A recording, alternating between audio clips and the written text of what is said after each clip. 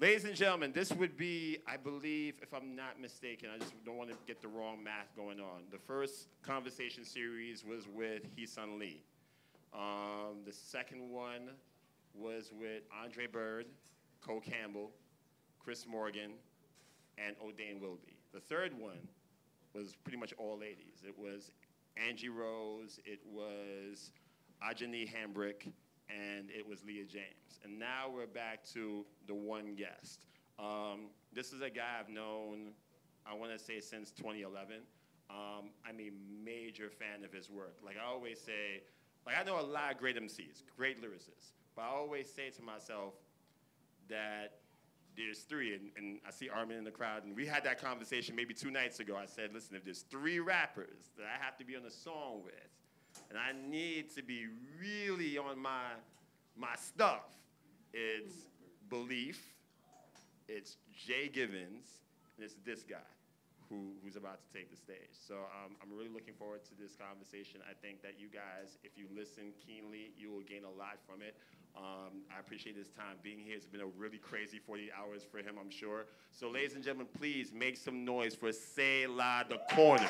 I must be the president. I must be the president. I must be the president. I must be the president. Spiritual is evident, the lyrical is heaven sent. And since I ain't the king of this, I must be the president. I must be the president. I must be the president. I must be the president. I must be the president. Check your mic. Yeah, check.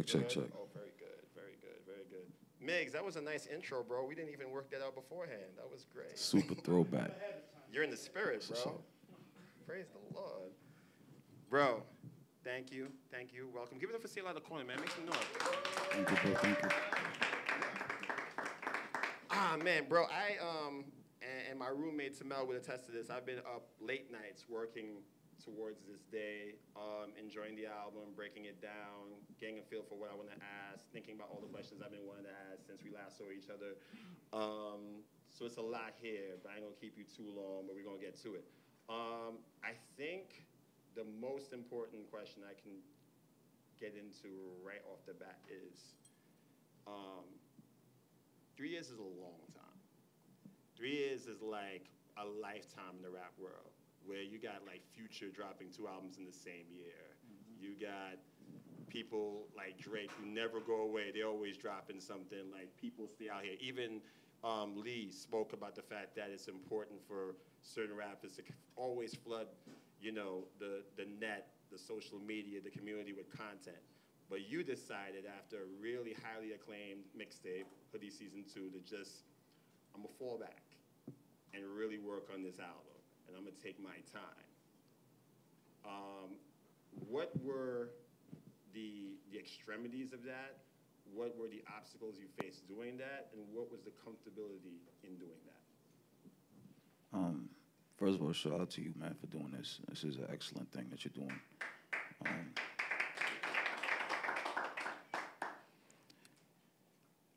I think with this situation, I think comfortable is never a word that factors into any equation. Like, I wasn't comfortable at all. Everything I did was uncomfortable. And I think a lot of that had to do with the fact that, you know, real faith only gets comfortable after you do it a long time. Like, in the beginning, you're like, yo, God, I trust you. But you're like, yo, God, please come through on this. I trust you, but... And then after he comes through, like, the 1000th time, you're like, all right, God got this. Okay. You know what I'm saying? And still, after the 10,000th time, you're like, God, please, like, he's not going to do it again. You know what I'm saying? But with this album, it was just like, after Hoodie Season 2, I kind of like, I knew the album had to start, but I had a whole lot of nonsense in my own spiritual walk that I had to attend to, because I said this before, when you're putting out music, especially in this genre, you have to be very careful about what you give God's people, because essentially, like, if you go to a restaurant and the chef undercooks your food, you ain't going back. And you might not be able to eat again because you might die. You know what I'm saying? You might get food poisoning and be in the hospital. It's not as much about reputation as it is about responsibility. And I didn't want to undercook this food. You know what I'm saying? I wanted people to be able to eat it, enjoy it, savor it, and digest it, and be all right. And I needed to make sure I was right as the chef before I did that for everybody else. You know what I'm saying? And That's why I stepped away for a while. And it was a risk, because, you know, some of it had to do with my stubbornness, not wanting to say what I was saying on these records, because you could see in the album, like, I got really details when it comes to my personal life in a lot of different ways that I wouldn't normally do. But the whole process took like a year. But for a year, I was arguing with God. So it's like, God told me to do this ASAP. And I was like, come on. I was trying to like bargaining with him, like, all right, can I do this, but not this? And he's like, nah, do this. And like for a year, I like just resisted. And then when I finally got on it. So God wanted you to hurry up, and you were just like, I'm just Nah, it wasn't. It wasn't just chill out. It wasn't just hurry up. It was, you know what you have to do in order for it to be the way it needs to be. And I was just like, I don't want to say this stuff. Why are you making me rap about this? And for a year, I was pushing back on him. Like, I wanted to rap, but I couldn't because I wasn't obedient. So by the time I yielded and submitted, from that point, it took a year to do everything. So that's why it took so long. And shout out to everybody who waited, man. You know, a lot of cats, this is a situation where people forget your name in 24 hours. Yeah, absolutely. You know what I'm saying? So shout out to everybody who waited and rocked out, man. So as far as like the songs that you were having trepidation about doing, I'm going to get to that. But staying in the question I asked you, how did it feel to, you know, endure this process for 3 years, and then you're on a label, right? Now, I don't obviously know your relationship with Bizzle in that sense. I know you guys run together. I know you're part of a label. And most labels are like, yo, we need this now. What's up? Why are you taking so long? I mean, let's think about it. I think, and pardon my math if I'm wrong, maybe 3 projects dropped from the label before they even got to yours. I think, if I'm not mistaken, I think Bizzle dropped 2 albums before they even got to your first. 4 went. Biz dropped 2, Dayton dropped 1, 7 dropped 1. Right. So was there ever a moment where everybody was just kind of looking at you like, bro, come on? People forgot I was on GOM. They was like, yo, who's this dude? Wait, say that again? I don't think people heard that. People forgot I was on GOM, man. Or they thought that I left the label. And shout out to Biz, like, that's capo for real. Like, I told him what my vision was for the joint. And he said, yo, I know what you want to do, but are you sure? You know what I'm saying? And I was like, yeah, man, this is what God told me to do. He's like, all right, do it. Go ahead, do what you got to do. And he was very patient. He was very supportive. And, you know, it was stressful, though, because the fans, as much as they love you, is as relentless as they are, like with you. Like, I love you, Selah. I love you. So when that flips and it's like you ain't put out no product, it's like, where you at? I'm angry at you. You know what I'm saying? So the inbox is full like every day for like 2 years. Like, yo, what's up? It's a lot to look at your phone every day and see that, man. But it gave me, fuel. You know what I'm saying? Right. To keep doing what God told me to do. So praise God for the patience, for everybody's patience. So let's talk about the song. And this might actually tie into what you just said. Migs, you mind bringing up this little song called Introverts? Let's bring that up real quick. Now, in fact, just play it as soon as you get a chance. We'll just play a little piece of this.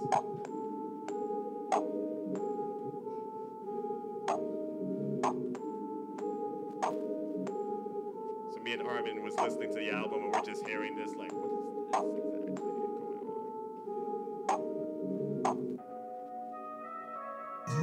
Tell them that I need a little space. I ain't really chillin' in the building, but they see me as a villain. Too busy moonwalking for the target. No chit chat, no chit chat. I'm floating and I'm hoping that I make it to a planet that I never got a planet.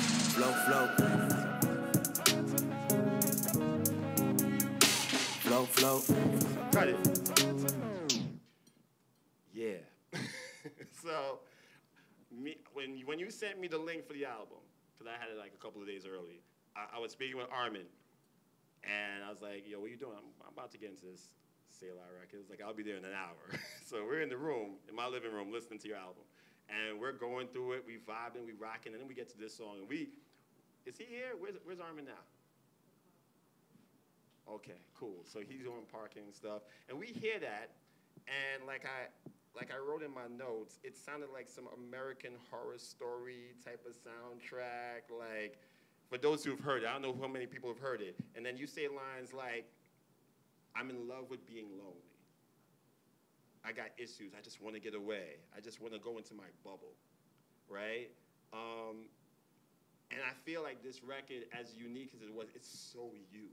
You know, like I'm listening to it and I'm thinking, did he write the verse before he got the music, or did he get the music before and then he wrote to it? Because it's just so unorthodox how you did it. It's like, for anybody who considers themselves an introvert, I feel like it's the perfect song that describes that. And I felt like it was very free creativity,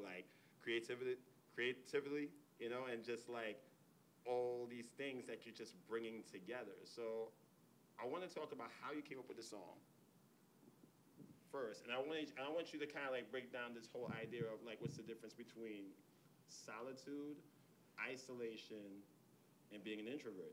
Because the reason why I ask that too is because of the simple fact that I know, as a person, I have a tendency to isolate. That's something that I suffer with because I've battled with depression for a while, and I know there's times where I just kind of like I just want to be out. I don't want nobody calling my phone. Texts are annoying. I'm ghost. And I'll be back whenever I get back to you. And considering we're a part of a body, the body would say, hey, why seclude yourself? Come to me, talk to me, let's pray together. And it's like, nah, I just want to get away.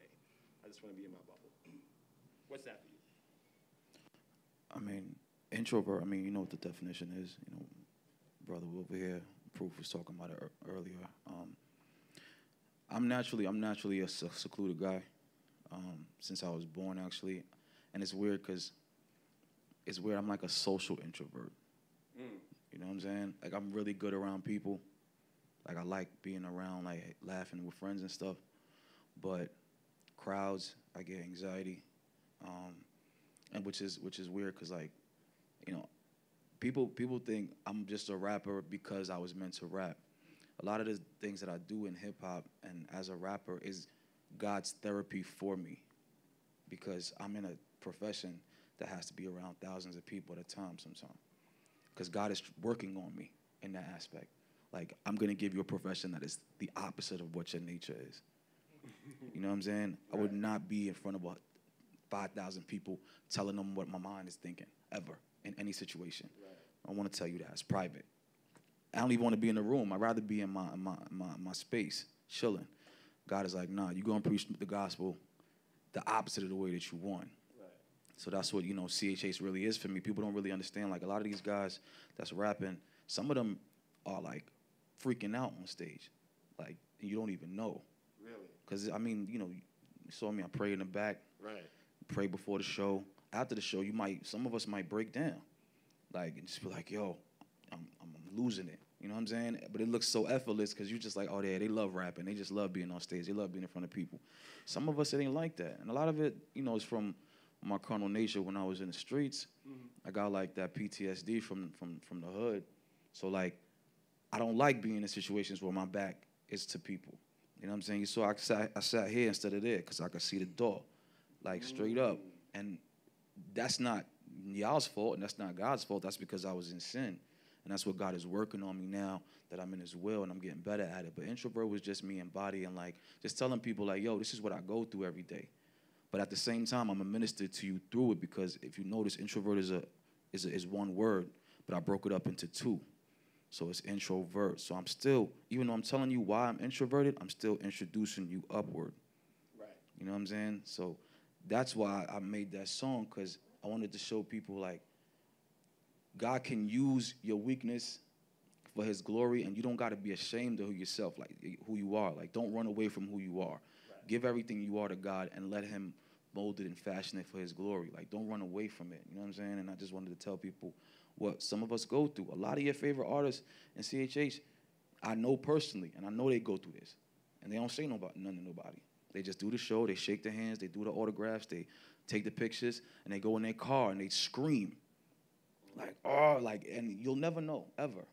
But this is what some of us go through, you know what I'm saying? So I just wanted to show people. So with that said, was it was it one of those songs that you was like, God, do I really need to write introvert? And then also, what was Whit thinking when you brought this song to him? Because he produced the record.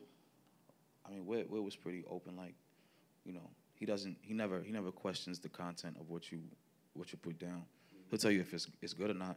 you know. Well, as a producer, I'm sure he should. Yeah, but he won't push back. Like, he Right. won't be like, nah, don't talk about that. You know, he won't say that. But with me, that was the last song that I finished. That was the very last song. And I didn't want to write it. I didn't want to write it. And, you know, but I praise God that I ended up being obedient, because I really feel that joint. Like, when I listen to it now, I'm just like, yeah, I'm glad I did that, man. Thank God. I would love to see you perform that live, actually. Maybe not today, obviously, Yeah, but today, I could only imagine, because it's such a theatrical song. Like, it's intimate, but just big in its own way. So let's talk about Masquerade. And I know you mentioned the fact that you said, you know, you wanted to sit here so you can kind of view the room. Kind of reminds me of a scene. You ever saw the Bourne movies? Yeah. There's a scene where he talks about that, like, I'm going to sit here so I can see exactly what's going on. So it just took me to that. And it's crazy, because it's nothing against nobody in the room. I know it's all family here. You know what I'm saying? But I know in order to execute my thoughts properly, I have to be able to see, like, the door. Right. It's like almost like a pacifier thing. You know what I'm saying? And I'm going to get to the point where God got me in a place where I don't have to look at the door. You know what I'm saying? But at this point right now, for me to do this with you, I got to be able to see the exit, you know? So, Noted. You know? Noted. So there's a line on Masquerade. I took a gang of notes. But there's a line where you say, high rises and YO so the block's smaller. And little man never coming up short because the Glock taller. So tell me how I got the blueprint from the Most High like a newsprint so they can never see me up in the ring like a block caller. Yeah. Well, where does that come from? Yeah. Just the life. Like, it's easy to write what's true. You ain't got to make that up. You know what I'm saying? Like, that's what's happening. And Masquerade was about me telling people, like, my background, I already told y'all my background in music. People know, Zach could tell you how Yonkers has been and was. It's gotten better now, but when we was growing up, it was crazy at times. You know what I'm saying? And this is what we grew up through and made it out of. So when I was in the street, when I was banging blocks, I gave this dude who lived three houses down from me on my block the loyalty that I would somebody, like the loyalty I give God now, I gave him. I don't care how real you are. I don't care how good you are. I don't care how much you love me. If it's a problem with you in another block, I'm with you. Blindly. What's up for the block? We out. Now, when I get to Christ and Christianity, I'm actually in a situation where there's an entity that actually deserves that level of loyalty. That dude didn't deserve that from me, but I gave it to him. And sometimes I ended up going after people who I never met before, never said nothing wrong to me ever, on behalf of this dude, just because he was from the block. Right, you never questioned it. Never questioned it, never nothing. So how can I get to Christianity with a God that created me, provides for me, protects me, and lose that aspect of loyalty? And I felt like a lot of cats get in the CHH and like, yo, you can't tell me you was a street dude and you was doing this for real and you get to CHH and you front, like you hesitant. Like, I don't believe you if you tell me you was street. Because if you was really like that, when you get to this side of this genre, you're supposed to lose the carnal nature, right.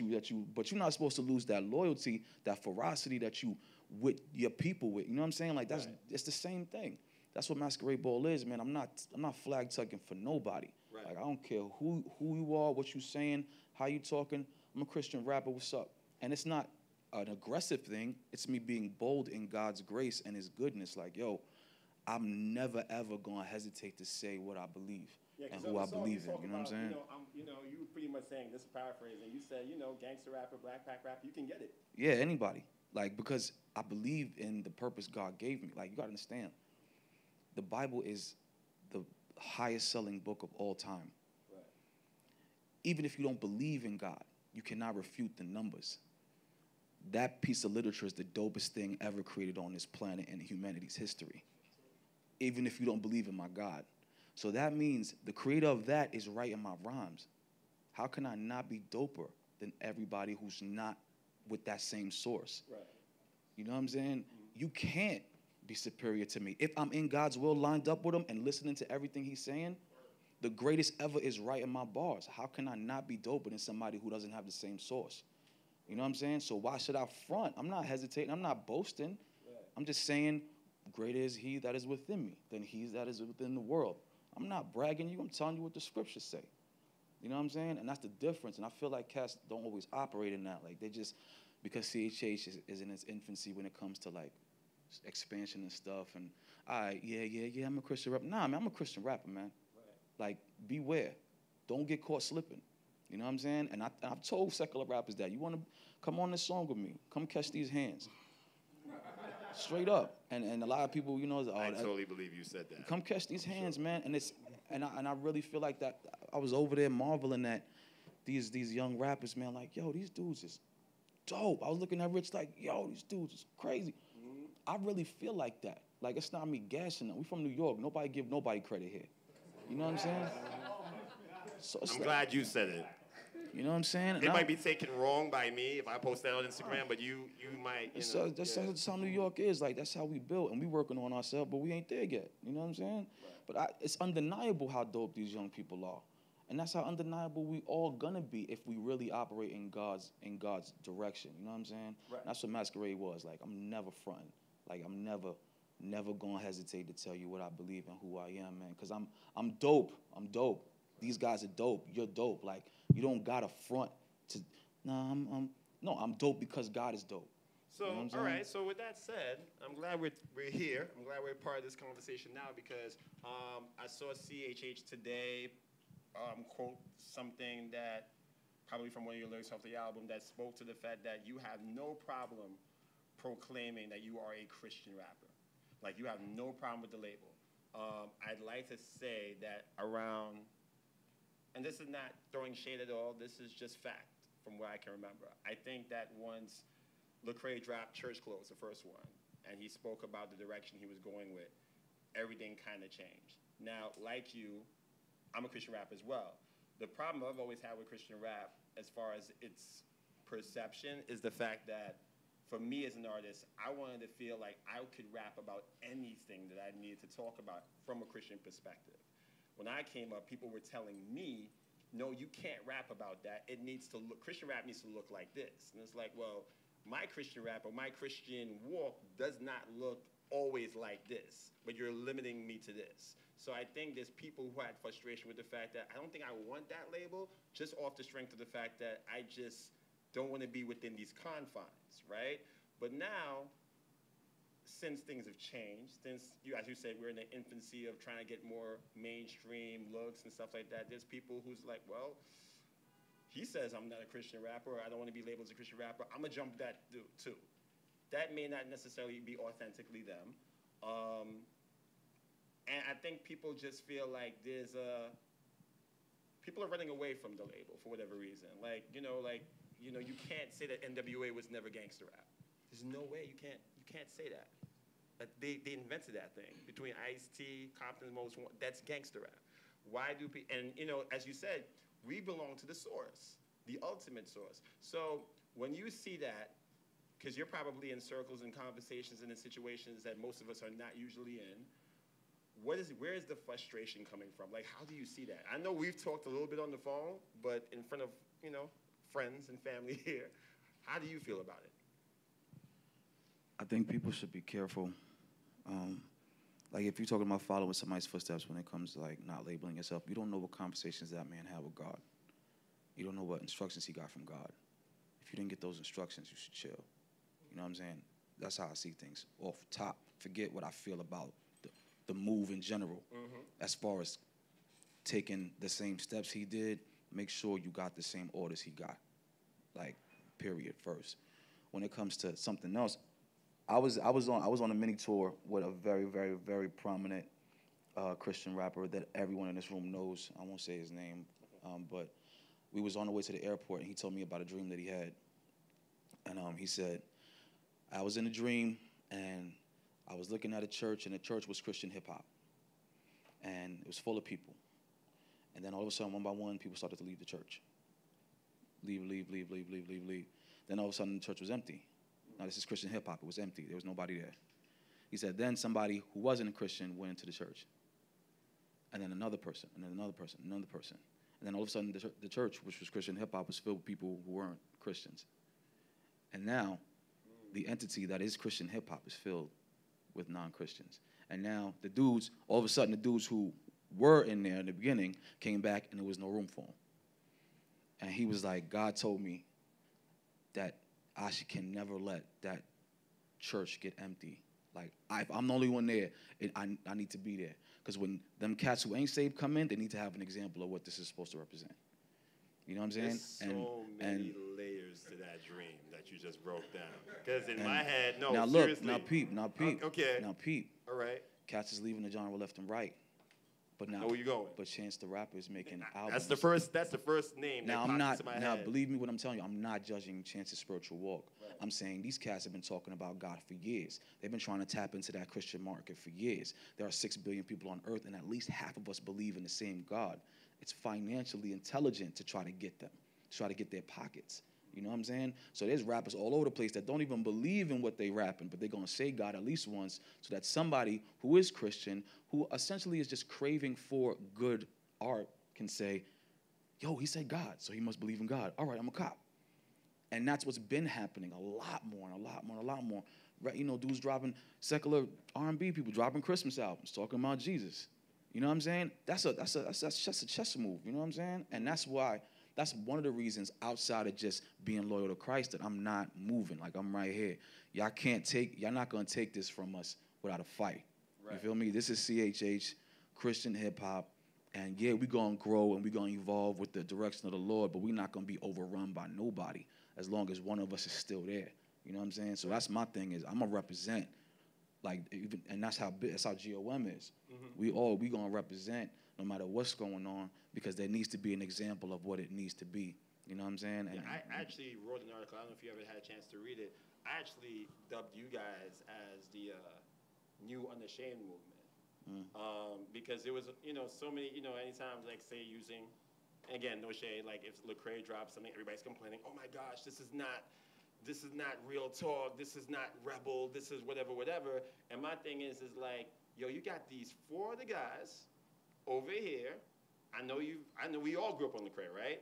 If you feel like you're not getting it from them, there's 4 other guys over here. Well, interestingly enough, yeah, I'm gonna be honest with you. I never heard of Lecrae until I met Biz. Like, I was in the trap when I heard about Biz. Like, I didn't know about Christian rap as a genre until Bizzle. You know what I'm saying? Like, I knew cats rapped, like, for Christ and stuff. Right. But I didn't know there was a thing called Christian hip-hop until Bizzle. The homies that we was selling drugs with together, like, we was out there, was like, yo, did you hear about this Christian rapper who did Jay? That's how strong it was, that it broke through that. I wasn't in church when I heard Bizzle. You know what I'm saying? I was outside doing the wrong thing. Right. That's why I believe in that title so heavily. Like, you don't got to abandon that to be effective.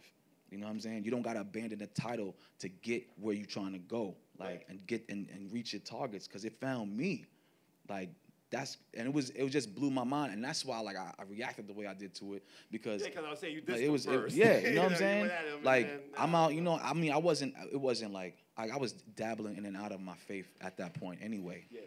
But I knew Christ was real since I was born. So it's like, for this dude who don't believe in Christ at all, who's Muslim, like, yo, this Christian rapper did something crazy against Jay, bro. You gotta check this out. And I was like, yo, for you to know this is legit, man. And it's like truth breaks through everything. It's precision targeting. It hits wherever it needs to go. And it might take longer than you want, but it's always gonna get there. It's always gonna get there, man. So, this is good, right? This is good. Y'all enjoying this? Yeah? I told you, nuggets, man. So, Anthemic. It's a song called Anthemic.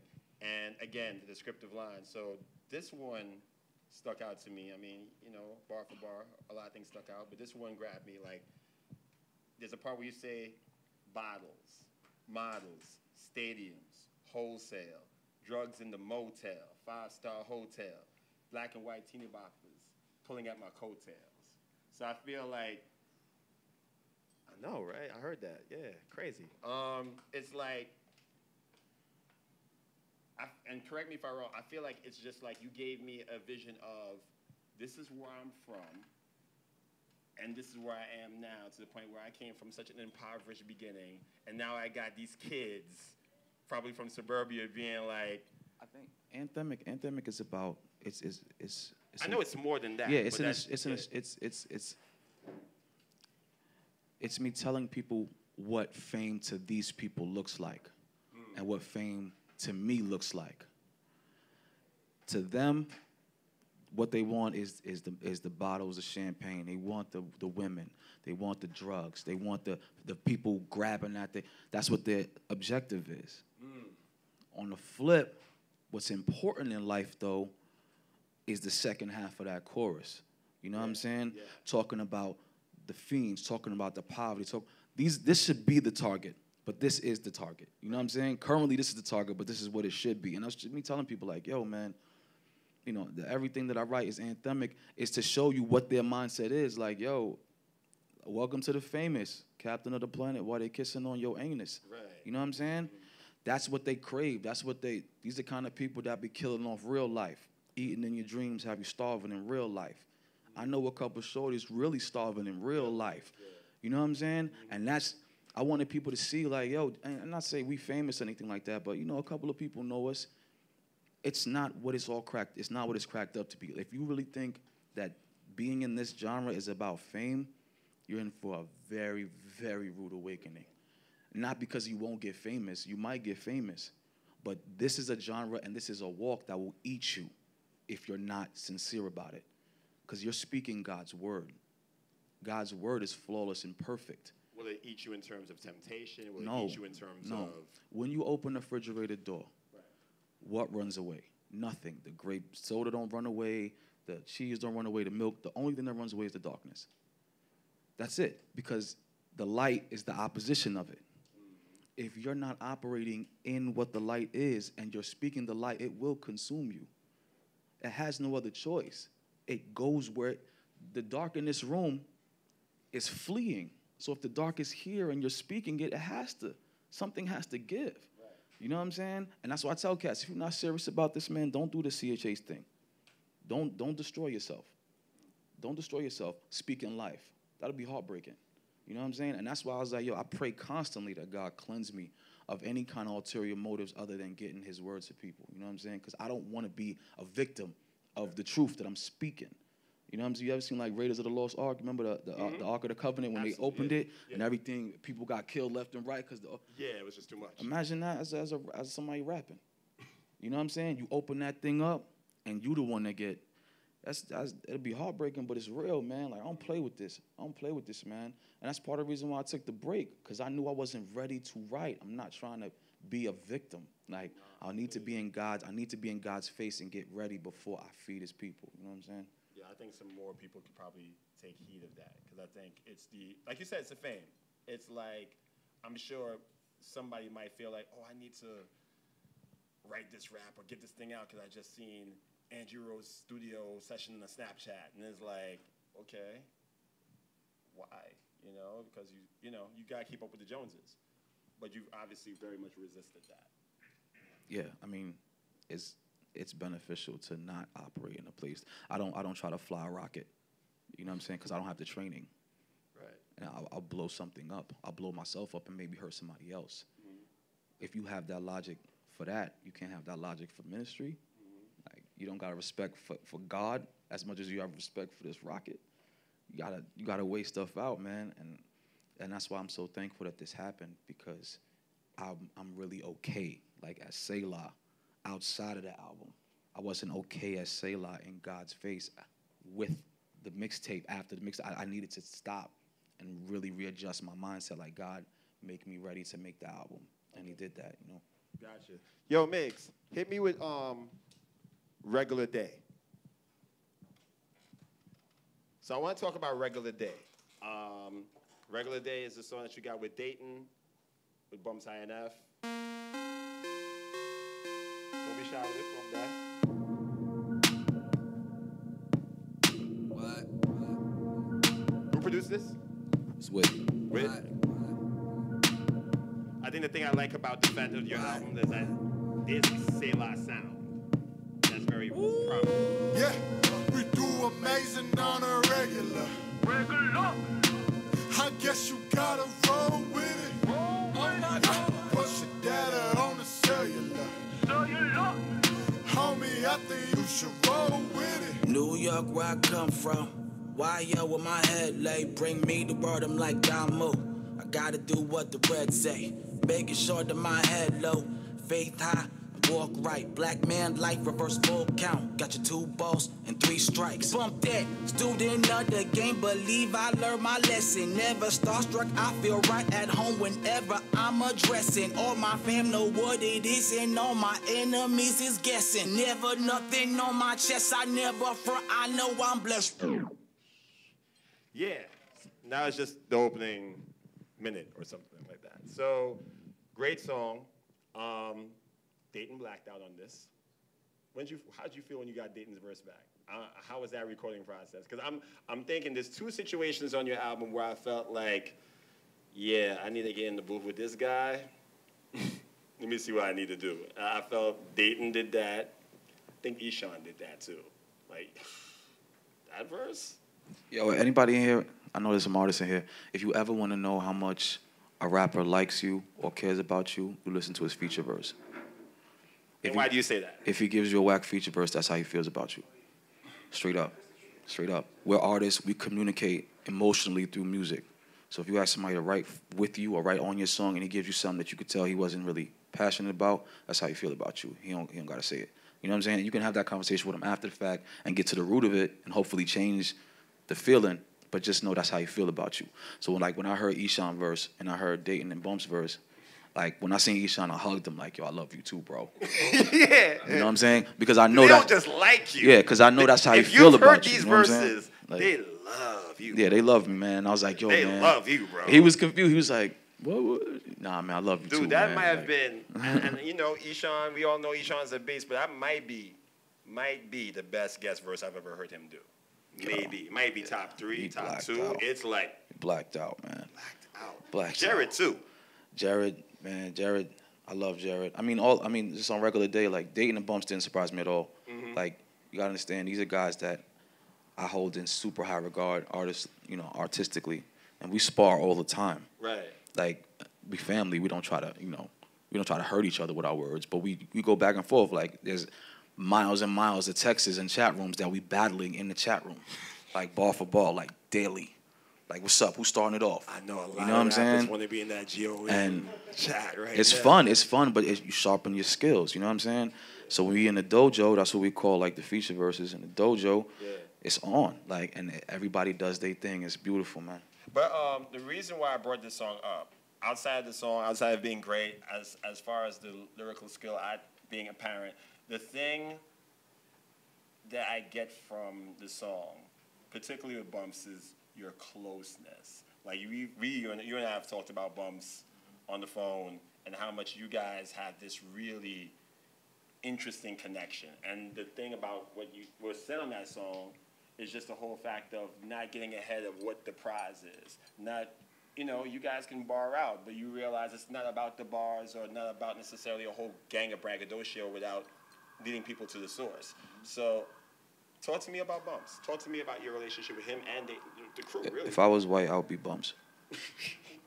Like, Bumps is me as a white person, like, if I was white. And that's why, like, we call each other the Bash Brothers. Like, we're the Bash Brothers. Like, whenever we go on the road. Bash Brothers, you said? Yeah, the Bash Brothers of the GOM. Okay. Like, whenever we go on the road, I'm always in the room with him. Like, we always, you know, before shows, like, that's our routine.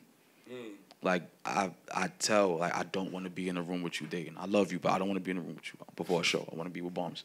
You know what I'm saying? And, you know, and like, that's... How does Dayton take this? Nah, like, Dayton, no. Dayton's like, I got white. It's not even like, no, they don't even, that wouldn't even, like, happen. Like, they just know. Selah and Bumps is going to be in the same room. And Biz be like, yo, man, don't try getting in trouble, because, like, that's how we are. Like, we literally, like, the youngest crazies on the team, you know what I'm saying? And we have fun with each other. I love that dude. Yeah, I love that dude, man. And the quiet but wild boy. I love that dude, Bumps. He's so, a lot of people don't understand Bumps, like, just because they, you know, he's white. And hip-hop it was founded by black people. You know, it was created by black people from a black plight and black struggle. This is what it evolved into. And some people, like, kind of look at him sideways because he's white. Really? You know what I'm saying? Like, just what he's talking about and the way he's talking about and the crew he's with. Like, he's the only white person. You know what I'm saying? But people don't understand. Bumps grew up in the projects. Like, he was born and raised in the projects. Right. Like, his whole life till he was, like, 17. And when he was 17, he went to the suburbs, and he was acting a certain way, like that way he grew up. And Cass was like, "Oh, what you acting black for?" He was like, "What you talking about?" You know what I'm saying? And this is who he is. Right. And you know, we connect on 1,000 different levels, man. I love that dude. I love all of them guys, like just like they my blood.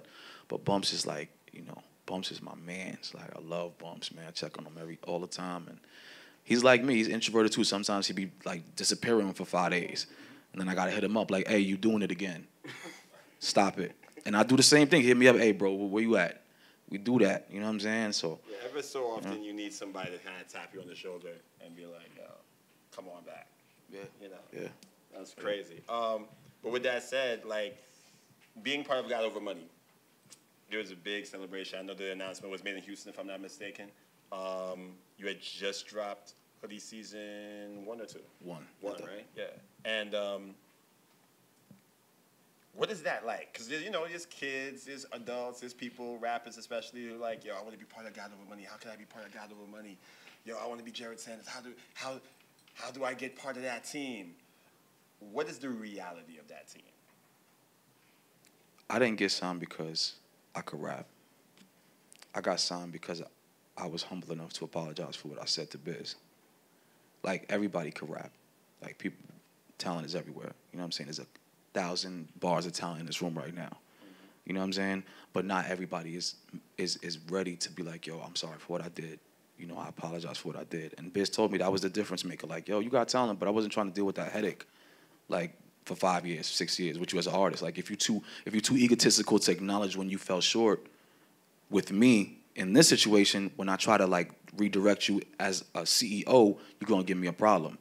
He's like, "You humbling yourself and being a man and apologizing made the difference." So that's what the reality is. Like, GOM is an actual family, like actual. You know what I'm saying? We hold each other accountable constantly, daily. We're talking to each other constantly, daily. It's really, you see, I waited 3 years before I dropped. What regular label do that? But That's why I asked. But families do that all the time. Right. Families, your mom be like, "Hey, my baby will come outside when he's ready," because that's what family does. Family understands. That's what GOM is. It's an actual family. And if you don't have that family mindset, if you're just coming in to rap, you wouldn't even fit anyway. You feel uncomfortable. You shouldn't even do it. You know what I'm saying? And that's what's great about Jared, because Jared was family before he even got down. Right. You know what I'm saying? So that's what the reality is, man. Well, on the flip side, and being very careful with this question because I want to respect privacy, and I don't know if it had to do with a lot of the things that you said as far as like what you're willing to take on, what you're not willing to take on, as far as headaches, as far as what you can endure. I was disappointed that Flo left, you know? Yeah. And was it disappointing to you? Yeah. Yeah, it was really disappointing to me, especially the way it happened, and the things that occurred after the fact. You know, I felt like I told, and I share this with you, I told Biz that I felt like that was a personal failure for me when that happened, because I wanted to like take him under my wing and like, you know, help him transition to that next level as an artist, because as an artist he's phenomenal. He's phenomenal. You know what I'm saying? There's no doubt about that. But, you know, I knew that with the same supervision that, because Seven is my mentor, you know what I'm saying? And Seven has like reared me. With the same attention that Sev gave me, I wanted to give to him. And when everything happened the way it did, and then like just the stuff that happened afterward, I was just like, yo, I failed. Like, I really took that hard, you know what I'm saying? But, you know, I love what happened as a result of it though. My mentor joined the label, Jared joined the label, Dayton joined the label. Like, it's amazing, you know what I'm saying? And I feel amazing about that when I think about that. It's really on some Avengers. Yeah, like straight up. So I'm really happy about that. But it does still like, you know, like jab at me, especially when I travel to that part of the country. Like when I go to Florida and stuff, I just think about it like, dang, man, I gotta sharpen my skills and my sword, man, just so that'll never happen again. You know what I'm saying? And yeah, but it was tough. It was tough. Gotcha. Well, let's take it back to the album. It's been about, 24 hours, 48 hours since it's been out. How do you like the reception of it? How do you feel now that it's out? I think people like it. And the Khaled dropped yesterday, I think, too. Yeah. Limes dropped. Khaled Vince dropped. Staples dropped. Right. A couple people. I was trying. I know every rapper in here will vouch for me on this. You don't want to drop on like certain rappers are dropping. Right? So I was just like, he's dropping? yeah. Nah, So I was like, all right. And I had to pray. I'm like, Lord, I can't drop around Kendrick. I can't drop around Aubrey. Right. I can't drop. Around Sean? I can't drop around Sean. You know? Can't drop around Ye. But the both Seans. Both Seans. Both Seans. Straight up. You know? So the obvious negative for all of that is, anybody who loves your because I'm a lyricist. So if you like lyrical hip hop, you're gonna gravitate toward them before us because you just know about them. You might not even know who we are. You know what I'm saying? I used to think that too, but and tell me if I'm wrong with this. I like to think that people who rock with you. Well, I'm talking about. Yeah.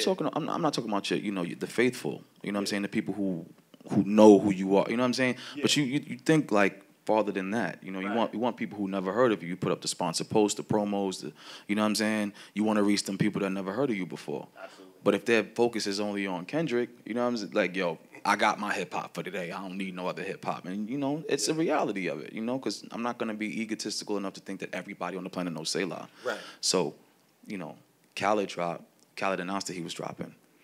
Boy, and I was just like, it's like, man, it's like, yo, I did all this planning. You know what I'm saying? And I thought about it. I was like, yo, he got this baby on the cover. Baby's mad cute baby over. Like, yo, I don't got a chance. Look how cute this baby is. It doesn't matter if it's hot or not. This baby is mad cute, man. You know what I'm saying? And I was kind of, but I felt a peace though. I felt a real crazy peace, and I couldn't explain it. And I went on the charts, and like mad people didn't like it. Like, man, people were saying, like, yo, this is, not good, and blah, blah. And no disrespect. Khaled's album? Yeah, no disrespect saying to Khaled, like, anybody's work ethic is their work ethic, like, and not everybody's going to dig your stuff. But I said that to say, one or two things can happen if you drop on the same day as a major artist. Right. First thing that could happen is it be dope.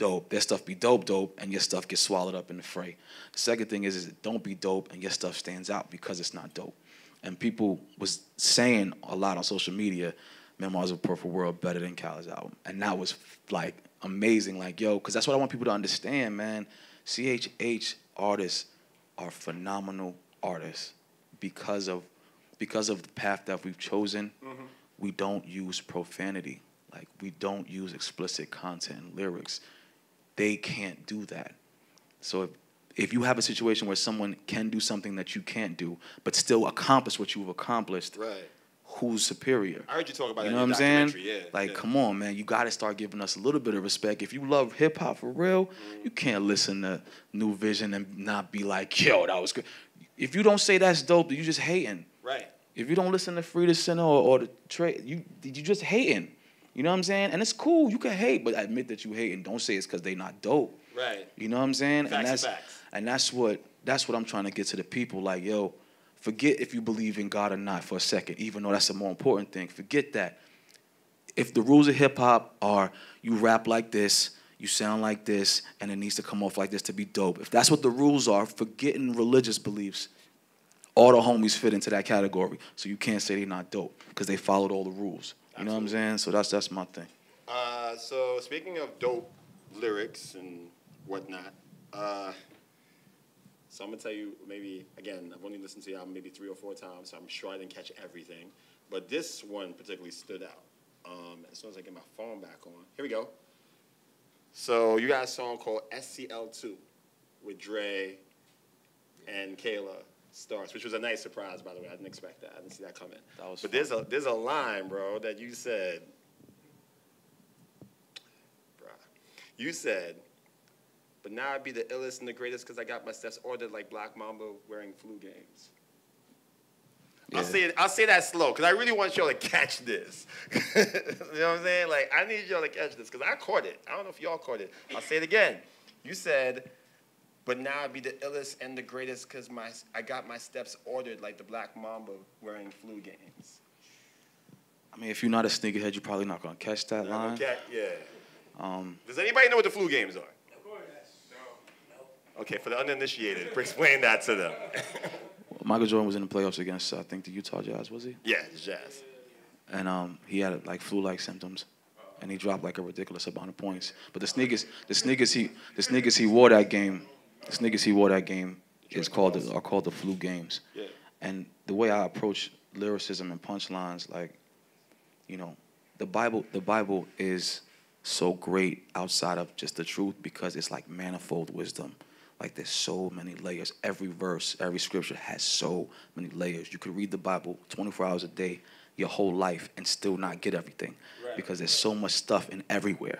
That's how I make the punchlines. Right. You know what I'm saying? And that's like that line, like, now I be the illest and the greatest, got my step order like the black mamba wearing flu games. It's right. Like, now that you look at that punchline, there's so many different directions. Many layers to that. You know what I'm saying? And like that's what... Like the layer I caught was the fact that anybody who's a basketball head knows that Kobe's game is very patent right. after Jordan's game. Right. So it's like steps ordered, Mamba playing in Jordan shoes, flu games, illness. I'm like, oh my God. And it's like, I made that line to express that, yeah, I'm nice, but I'm only nice because of who's telling me where to go.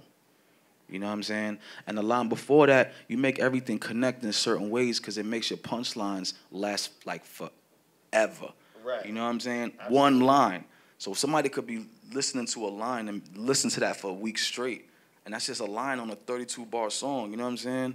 But the bar before that is that I was wearing 2 4s in the coupe, man. So, like, Kobe wore 24. You know what I'm saying? So that's what I'm saying. Right. That's what I'm saying. But that song was, anybody familiar with the Maybach music series, Maybach 1, 2, 3, 4? That's what SCL2 is. It's an exhibition for the public of lyrical artistry. Like, I'm going to have like 8 of those. The first one I did was with KJ52 and Riggs. This one is with Dre. The next one would be with somebody, because I want people to understand how dope lyrically people are. You know what I'm saying? And that whole joint, Dre went crazy on that joint too. Like, listen to Dre Murray's verse on SCL2. It's crazy. Even KJ's verse from that mixtape, I was like, people saying that's one of the best verses I ever heard from KJ. Totally you know what I'm saying? It totally is, yeah. So that's what I'm gonna do. SCL3 is gonna be something else. SCL4, you know, and I want it to turn into an all-star game for us, man. Like, straight up. I'm gonna throw these dudes on one day if they keep up what they doing. You know what I'm saying? Keep blowing me away like that. Put me in a position where I have no choice. That's what we got to do to the public. Like, we got to give them no choice. These guys are too dope. We got to listen. You know what I'm saying? Right. So that's what that was about. Speaking of dope MCs, you did a really cool reinvention, recreation, continuation, whatever you want to term it, with a song called Superman. Now, when Armin and I was listening to this in my living room, I don't think they're here. I think they had to leave early, but we were listening to it, and we're listening to it, and I'm like, this sounds a little bit familiar. That if anybody's an Eminem fan here, you know that Eminem has a record called Superman, right? And we were like literally, but the cool thing was that you just, like, that's why I said it's not a remake per se. It's like your own take on it, because even with M, when he was talking about it, he was like, yo, I can't be your Superman. I know you look at me, I know you want me, but I can't be what you're looking for. And in your own way, you're breaking down that same concept as well. So why did you choose to do that with that record? It's just literally for the same reason on a Christian side, though. Like, because a lot of people say stuff to you when they think you're dope, and then, you know, they pay you respect, like, yo, you're dope, I love your music. And some kids, you know, used to come up to me and be like, yo, Selah, you're my hero, stuff like that. And you get that, you know, and once you have big brothers like I do, you constantly deferring to God, like it's almost robotic now. Praise God, praise God. Like, you just look down and say praise God, because you know saying anything else to get you in trouble, you know what I'm saying? But isn't that weird, though? Like, do you feel like you have to say certain cliches, Christian no. things to yes and no. Yes and no. I mean, I think you know, my problem is ego. Like, my problem is pride. So I do the robotic deference because I need that. Now, if you don't have that issue that I have, then you could be like, well, thank you, brother. As long as you keep in mind that it's God who's making you dope. You know what I'm saying? But with me, I need constant reinforcement. Selah, you are not that nice on your own. Stop, stop, stop. You know what I'm saying? And that's my personal struggle, so that's why I do that. But with Superman, it was just like, I told this kid one time, he's like, yo, you my hero, Selah. And I was like, yo, I got down. I was like, yo, I can't be a hero. He was like, you know, he looked at me crazy. Like, I was just like, I'm gonna let you down one day. Like, I'm gonna do something, I'm gonna say something, I'm gonna act a certain way that's gonna make you be like, wow, like that's my hero. And that's because I'm flawed. I'm not perfect. Christ should be a hero. Let God be. He will never fail you. He will never let you down. I can be somebody who you look up to, but I cannot be a hero. You know what I'm saying? And that's what Superman was. Like, don't think nothing else can save you from whatever you're feeling negatively other than God. Rap can't do it. Money can't do it. Nothing can do it but God. And that's what Superman was about. Got you. I'm going to shoot you like maybe a couple more questions before I let the audience ask whatever they want to ask. Trying to follow the order in my head. Oh, yes. Fuel. Let's talk about fuel.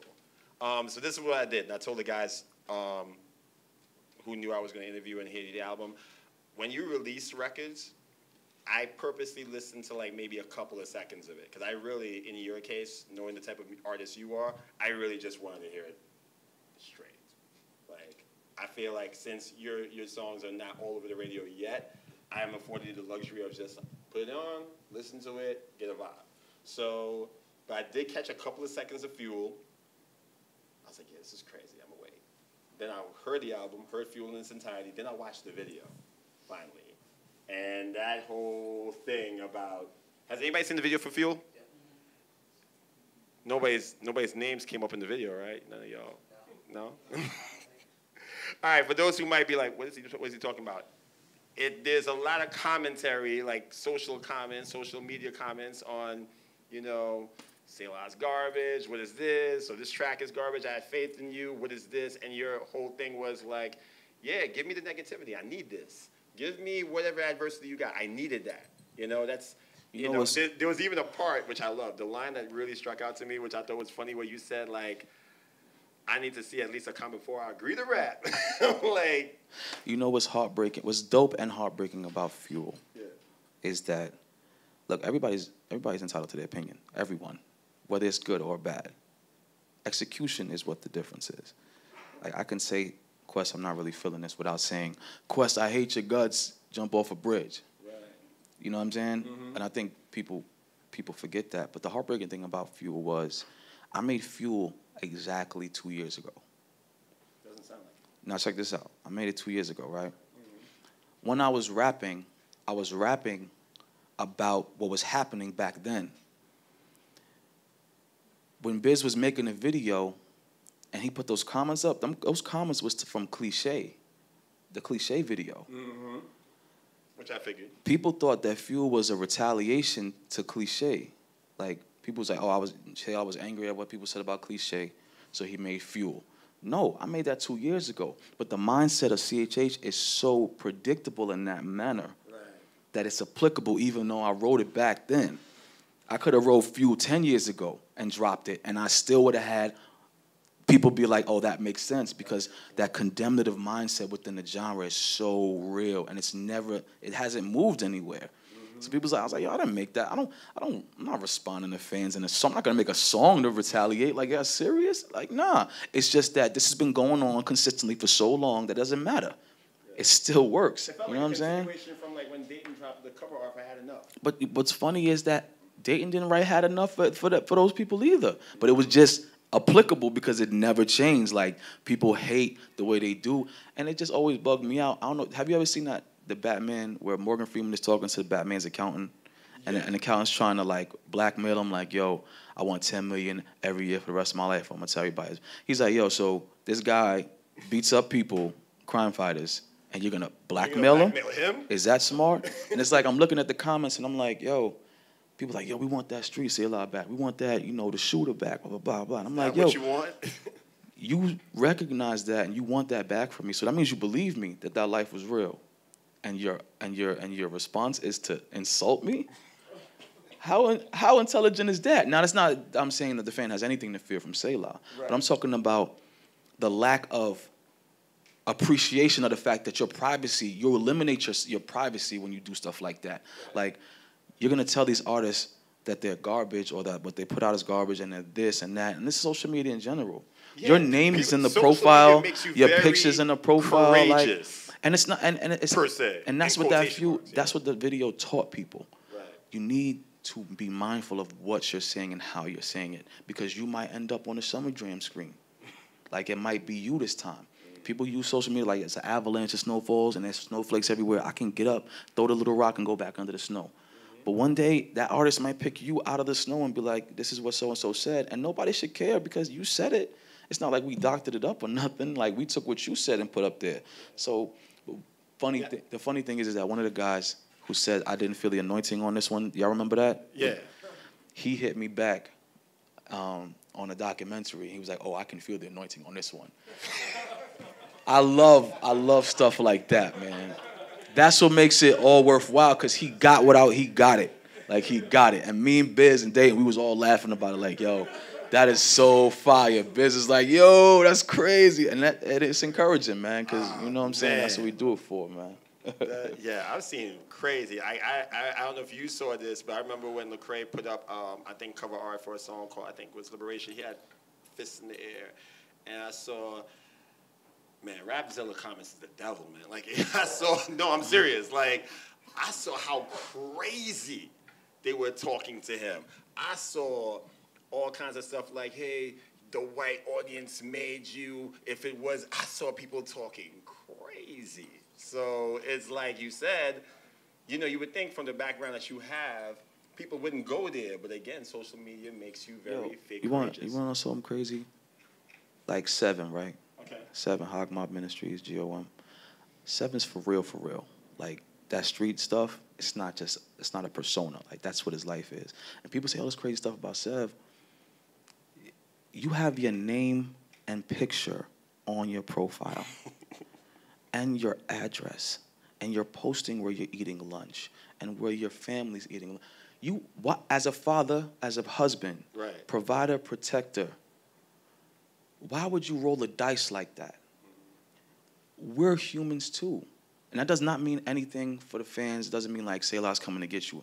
Believe me, I don't even care. And none of us do. But I'm saying, why would you roll a dice anyway if you really are in that role that you should be as a man? Right. Why would you say this to this man that you've never met? Because we're discipling our fans in a lot of ways. My inbox is always full with questions about the Bible, and I answer every single one of them that I can, because that's my mandate as a man of God. I need to help you or give you to somebody who can help you.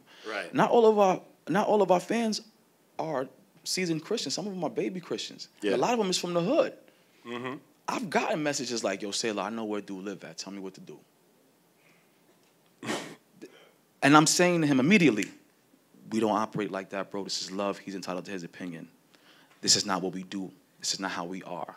But think about that. Mm-hmm. Think about the gravity of that. It speaks to that thing that you talked about earlier when you said, yo, I'm just going to go knock out this guy. You know what I'm saying? I don't even know the guy, but I'm just going to ride you because I believe in you that much. And you think he just got saved a week ago, and before then he was shooting dudes on the block. So now he's met Christ through 7 or Selah or Bizzle. Right. And he's like, yo, they're trying to beat up the guy that brought me to Christ. I got to defend him. I got to ride. And I'm around the corner. Yo, tell me what to do. That's the reality of it. That's what we get that all the time. Right. But we know that's God is looking to see what we do with the power and authority that he's given us. And it's a constant interview session. You know what I'm saying? For the next step. So we can't fail that interview. You know what I'm saying? But think about every day, like getting hit with the same negativity. What if one of us just have a weekday, like any of us has, and be like, yo, go ahead. Or what if I don't get that message in time and he acts on his own? Right. All of that could have been avoided by you just being like, nah, I'm not feeling that joint. Instead of the paragraph of obscenities that you said. You know what I'm saying? And the social media has desensitized and in some cases eliminated some of our intelligence when it comes to like, yo, what the future could hold, man. Mm-hmm. Be mindful, be careful, man. Be careful, yo. Like, for real, I don't do social media like that outside of hip hop. Like y'all see, I don't be like, yo, eating a salad. You know what I'm saying? Like I don't be doing that. Nah. And that's no knock on nobody else. The thing about your social media, for anybody who follows Selah on Instagram, he doesn't necessarily put up a bunch of selfies or personal pictures. It's very rare, but he is dropped. But you are getting to know him because you see what he feels about certain things and the knowledge he'll show her. And that's not to knock nobody who does that. Like, feel free to do. Yeah, everything is fine. IG has their own identity. Everybody should have their own identity. Keep in mind, the internet is the internet. It's everything.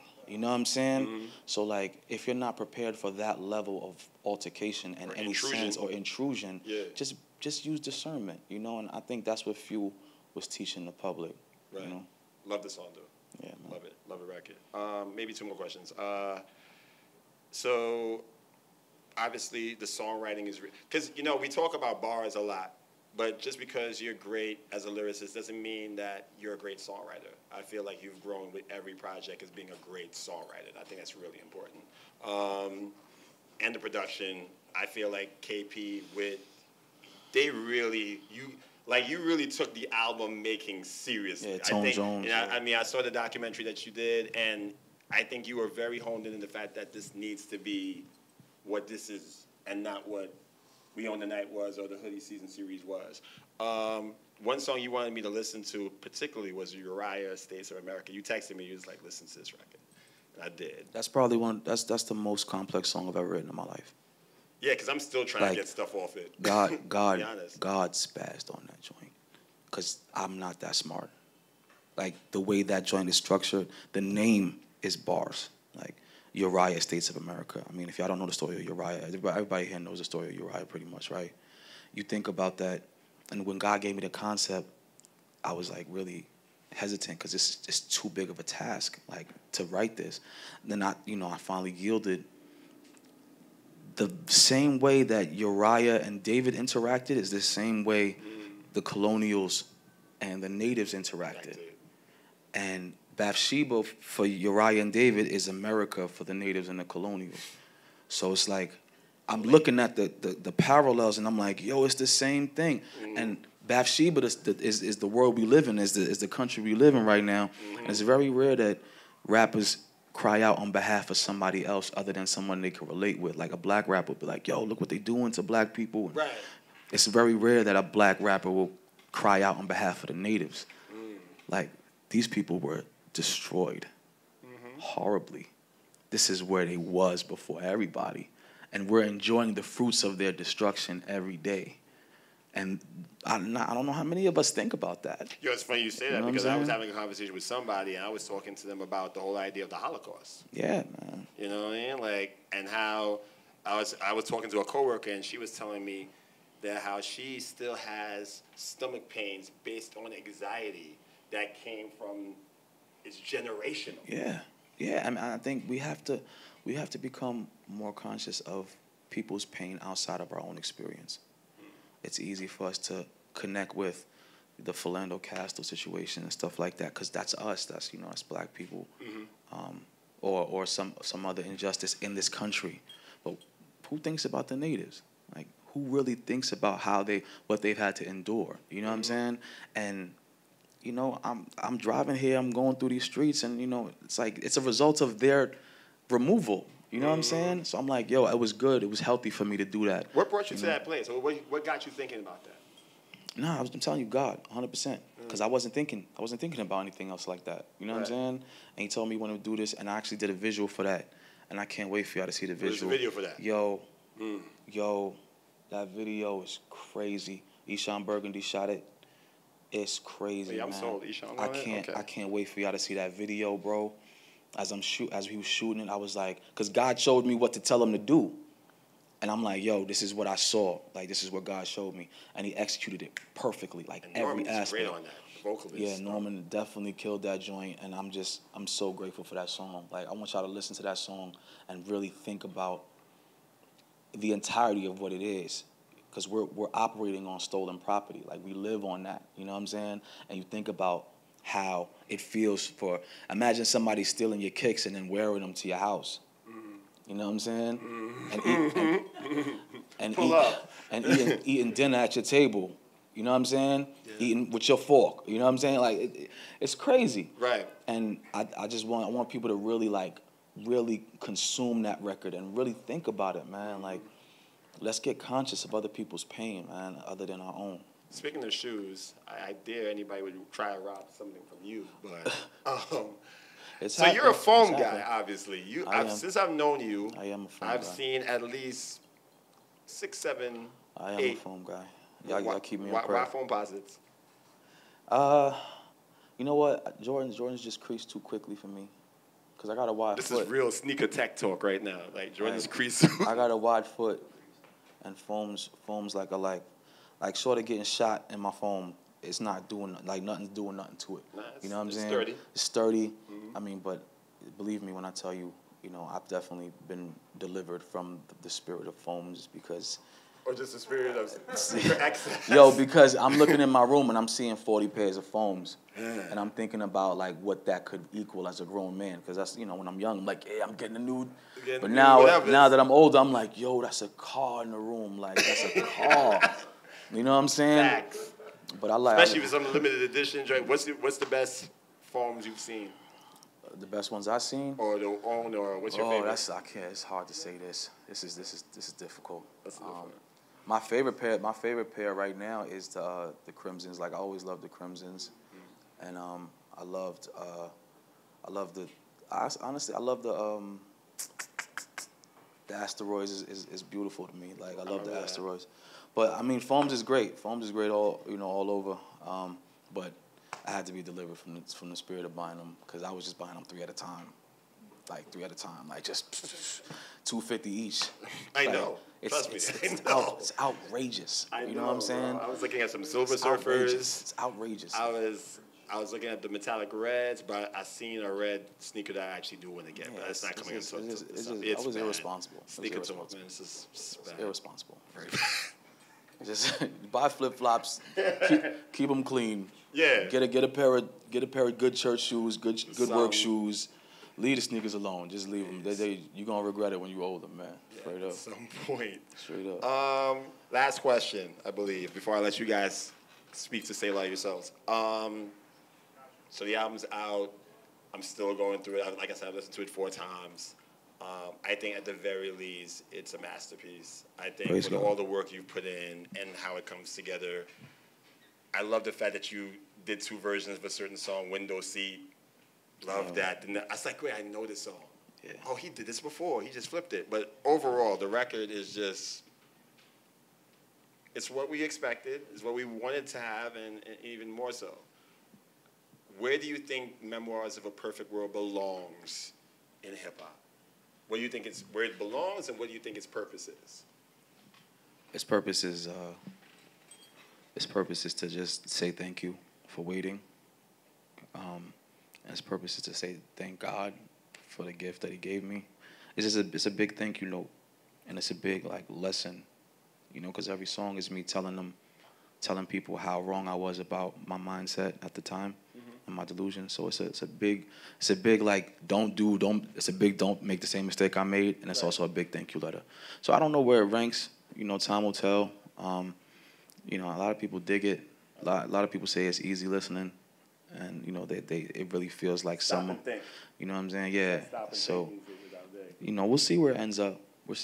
Man. I got some pretty great cosigns, man. A lot of dudes that I respect. Shout out to KB, Alex Faith, Dre Murray. Do you still believe in the cosigns? I remember you talking about it in your documentary. Oh yeah. Cosigns is always gonna be important. Always. Do you think it leads people to do stuff to be desperate for a cosign? Yeah. Yeah. Yeah. I mean. But it just depends what your objective is. If your objective is to get that person's fan base on your side, you do whatever it takes. But that's why I'm so grateful for the cosign, because I ain't do nothing to get nobody's cosign other than rap.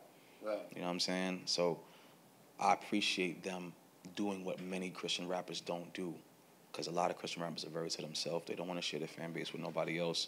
They don't give nobody else props. These guys do that. Yo, Selah, join us fire. Shout out to you. Like, that's dope. Like, it's a dope interaction that I wanted people to notice. Like, yo, this guy is a legend in his own right, and he's giving me a nod. Like, that is fire. You know what I'm saying? So, I mean, I praise God for that, man. Straight up. Cool. Ladies and gentlemen, please give it up for Selah The Corner. So I have a text question from a good friend of mine, and I'll leave that for last. But if anybody here would like to ask Mr. Martinez anything, now would be the time. What's up, bro? Peace, man. My name's Matt. Number one, this is a dope event. So shout out to Quest. Shout out to you for just being available for it. I'm a fan. I want to put that out there. I haven't heard the album yet, so now I'm definitely You will inspired. like it. You will love it. And the way I've heard of you, I think this may have been a quest. So, you know, I'm a hip hop head. I'm a boom bap head. 42 years old. Still frustrated producer. So I would like to do beats for you. I'm putting that out. Everyone is shameless plug. But probably once a year, I'll hit Quest up and be like, yo, because honestly, it's to a fault. So I miss out on a lot of the current stuff. But I'm stuck in 88 to 93. I'll admit it. I'll shamelessly admit it. But I know what dope is dope. And so once a year, I'll hit up Quest and be like, yo, who's dope with a boom bap? Something that I can relate to. And I think one of those hits he gave me, this is probably like 4 or 5 years ago. I remember it. He told me you, and then I just searched and you grabbed me. And I was like, this kid's nice. I probably even shouted something. I don't remember, but I just remember it. But it kind of moved on. So I just want to let you know I'm a sort of long-term fan. Thank you. The question I have for you is just being on the road, being an artist, which is a dream for many people, probably half of us in this room. I appreciated just the insight that you shared in terms of fame isn't all that it's always cracked up to be. The responsibility and the load that you feel. Gratefully, we know that Jesus' load is light, but the human part of that, I could imagine, only imagine. How do you, are there things or systems that you put in place to refill yourself? And just curious how that, I wonder what that process was going from, and you were young, I think, when in the Lord, when you kind of really got hit. Like, it doesn't happen like that for everyone, but just going from day to day in Yonkers to, you know, being in front of 500 people and then going into your car and hoping that, you know, whatever those feelings are about, wow, that was crazy. You know, these people look up to me, but I know I'm bad. And, you know, people scream. You talk about other rappers screaming themselves when they get in the car. How do you deal with that? How do you keep yourself connected to the vine and all that? I mean, the reset button is very important for every artist to have. Like, you have to know what your reset button is. I'm not married yet, but I know brothers who I've spoken to that are married, their wife is their reset button, which is natural and it makes sense. You know, so like, you know, for them, that would be that for them. For me, to be honest, let me be real with you, I play Tetris a lot. I love the game Tetris. I got it on my phone. Whenever I didn't know about the way it helps brain function until I looked into it. But I play Tetris a lot, especially when I'm writing. Like, I play Tetris between bars all the time. So Tetris is like your fidget spinner? Yeah, no, it is. It is. And, you know, it's just, you know, you find somebody who doesn't rap to be a friend of yours. You know what I'm saying? Yeah, most of my friends are rappers, but some of them that aren't, like, I'll be calling them on the phone like, yo, what's up, man? Let's talk about something that you like. Yeah. So I can disconnect from it and then come back. You know what I'm saying? Overloading yourself is something that happens a lot when people aren't conscious. And it could lead to some really negative things happening. Like, if you're not careful. Go on vacations, even if it's the vacation in your house. Like, just go somewhere and reset, pray, and come back in a couple of days, you know, and see how you feel. So, you know, it's like on the plane. They say when the mask drop, fix yours before you help somebody else. It's the same thing in life. I can't rap to people and tell people about the greatest gift and this God to save your life if I'm not in his face as well. Like, I have to reset myself and get my mask on. So that's what's important, man. Amen. Any other questions? It's Mal. What's up, What's up, man? But it seems like the current state of hip-hop, especially, I don't want to say this person, let me not just single out, but it does seem like there's a bit of an epidemic for like Christian hip-hop right now with a lack of originality. Do you feel like that's a result of fear of the masses and people just need to kind of like, to feel accepted, they just want to do what's acceptable and no one's really reaching out to be more original, or you think that's more a spiritual thing? This is within Christian hip-hop you talking about? I mean, it's interesting enough, that's what Cliche was about as well. I believe that every person on this planet, whether you're an artist or not, you have a monopoly on being yourself. Like your fingerprint can't be duplicated. Like you're the only one that has it. In business, if you have a product that only you can make, you're a billionaire. You know what I'm saying? So why would you relinquish that uniqueness by being a clone? Can't nobody tell your story like you. You know what I'm saying? Now the problem is, I think, is that people really just want to get known. Like they'll get known by any means necessary, and if that means forsaking their entire identity, then they'll do that.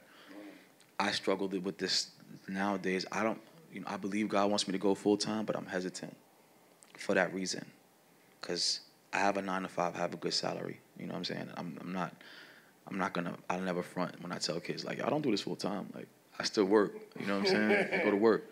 The reason why I go to work, though, is because there's never going to be a situation where I feel like I got to write a certain way or a certain thing in order to keep the lights on. Right. So I'm never going to feel like I have to move who I am to appease the public. Like, if I write this, they're not going to buy it. No, I don't care. I'm still paying the bills. Right. You know what I'm saying? And that's why I resist going full time, because cats will go full time. If you're feeding your babies with this music, you got to know what the trends are. Because if it don't sell, baby don't eat. You know what I'm saying? But with me, it's like, you know, and I'm still praying about it. And I'm going to be obedient. I'm going to be obedient, I promise you. But as my mindset right now is I think if I don't feel like I have to do this in order to make money, then I'm good. I'm going to tell you the truth whether you like it or not. Just don't buy the record. I'm good. I'm still going to work on Monday. You know what I'm saying? But that might be a reason why a lot of cats just be like, hey, what's hot? All right, I'm going to do what's hot.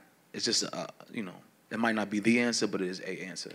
No, because it's funny, because me and Samal had this conversation on the way here. I'm glad you asked that question, because I hear you as far as like following a trend, but I feel like there's a difference between following a trend and you just sound like Travis Scott. Well, I mean, everything in hip hop is cyclical, though. Like everything comes around. Like everything in general comes around. Like when we were talking about fashion, like, you know, that's hot again. Like 90s stuff. You know what I'm saying? It was back then. Then it stopped being hot for a little while. Then it came back around. You know? Right. The platform shoes was popping for a little while. You know what I'm saying? The big afros is back. Like stuff just goes around in a circle. Same thing in hip hop. Everybody gets something from the last generation, and then it comes back around and does a whole circle thing all over again. And that's what happens. The difference is that, like, you can take inspiration from it. Right. But I think Cass is just like, nope, I'm going to just be that guy right now. And it's, you know, it's easy. And to me, it's the easy way out. But it works, though. It's all about the public, man. Like, the public has to tell these and show these artists that it's not okay to do that. Because if you're training them to be that way. Like, if a child, you know what I'm saying, hits you and you laugh, ha, ha, ha, oh, that's okay, the kid is going to think that it's okay. Yeah. You know what I'm saying? But if you pop his hand and say no, he can associate those two interactions. Like, all right, when I do this, I get hit. The artist is like, I'm a clone. Everybody buys it. Yeah. You can't complain because you trained them to do that. But here's a question on that note, though.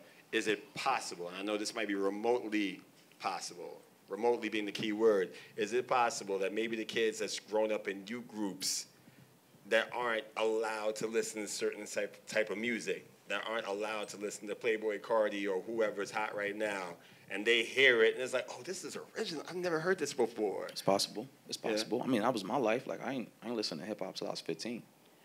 Straight up. I wasn't allowed in my house. My parents was very, very, very traditional. That hibbity-hop is not going to be in my house. And I'll tell you, like, my mom, like, I used to record radio while I was at school, come home at night and listen to it on my Walkman, but hide the Walkman, like, under the pillow, like, because if they saw me listening to rap, it's over. So I understand that, and that could be possible, but, I mean, the onus really is on us as artists. People are cloning the people that shouldn't be cloned. We need to get to the place where people want to clone us. You know what I'm saying? That's on us. Too, yeah. When we get to the height where people are like, yo, let's see what they're doing. When it's our opportunity, let's make sure we use that opportunity to show them how to be who they need to be and to keep their identity. Because these cats they don't care about the culture like that. You could tell. They don't care about the movement. You know what I'm saying? We care about the culture. We care about the next generation. We care about whether they live or die. Right. You know? So let's just try to get to that level so that we ain't got to worry about these dudes.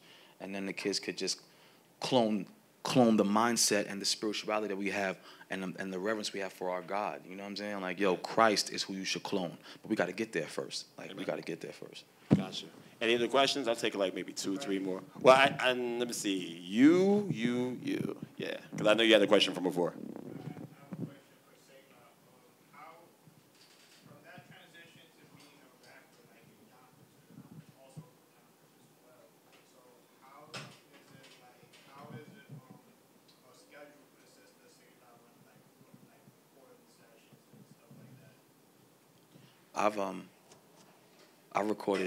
I recorded on the highway before. You know what I'm saying? Like, I've been driving and just like press record on my phone and rap like verses, or I've written verses with the voice note. Like, you really make it happen however you need to make it happen. You know, sometimes it takes me a long time to write, but sometimes it just comes. Like, I was writing a verse when I was on the way here for the next project. You know what I'm saying? Not because I wanted to, because I don't want to. Like, I don't want to write. But when it happens, I got to put it down, you know, even if I use it for another time. So I think, you know, you make it work, man. You make it work. You just make it happen, man. I don't think there's any specific way to do it. It just happens. It just happens. Brandon. Yeah. So you said you was obviously you were in trap when you were younger. I wanted to know, and I was curious. Now that you're a public figure, kind of especially, how important is it to you to go back to those that was with you in the trap? Now that you have God in your life, and especially as an artist and as a Christian, that even though you have publicity now, to go back to those that was with you in more of a private setting, like friends and family, to go back and remember those and try and get them to be saved too. My uncle, who's also a minister, gave me this story. He said, "How can I vacuum everybody else's houses on the block? If I vacuum everybody else's living room on the block, but my living room is horrible, how much sense does that make? Like, my house ain't clean, but I'm going to clean everybody else's house. You know, even if my job is to clean houses, I'm still a failure because my own house ain't clean." And that's how I see like Yonkers. Like, I minister all over the country and stuff like that. If I don't take care of home, like, if I don't do, that's part of the reason I'm still living in New York. We all know how expensive it is to live here. There's no reason why we should be here. We should all move to somewhere else. It's so expensive being here. You know what I'm saying? Anywhere. You know, not saying we don't. We know we love New York. We love it here, you know, but it's expensive. But I don't believe God's giving me the green light to leave New York because I need to do more things here. Like, I need to talk to the homies, especially since, you know, when I left and came back. Like, it's important that, you know, anybody in here, when you get saved, don't act funny style. You know what I'm saying? Operate in your salvation and be a new creature, but don't act funny, because you're a billboard for the gospel and for the faith. You're a commercial. And if your commercial's whack, why should I go get the product? So, like, if your homies see you acting funny style, "Oh, I'm saved now, I can't be with you because you're not fishing. Like, fish. You know what I'm saying? Don't compromise yourself, but fish. So it's everything to go back to the hood. It's everything to go back to the block and talk to the homies who I was with. A lot of them are locked up right now. A lot of them are in jail or dead. So I talk to their kids. You know what I'm saying? I know your father. Let me tell you about Christ. So that's important. That's everything. It's everything. Forget rap. That's everything. Gotcha. Migs, you got a question? I know I met Selah probably 2-3 separate occasions, like a long time ago. I used to remember when CONQUEST made a breaking news about the your son was God over the money, and I'll be honest with you, like, I haven't heard any of the music, but you know, it took you 3 years. But the funny thing about it was, like, I stopped listening to Christian hip hop music. I stopped supporting it for like 3 years for my own reasons, because some of the stuff, like, I don't even want to get into it. But when Jay called me last night, and I didn't get a chance to tell you this, but you're gonna get a good laugh out of it. Oh, really? Yeah.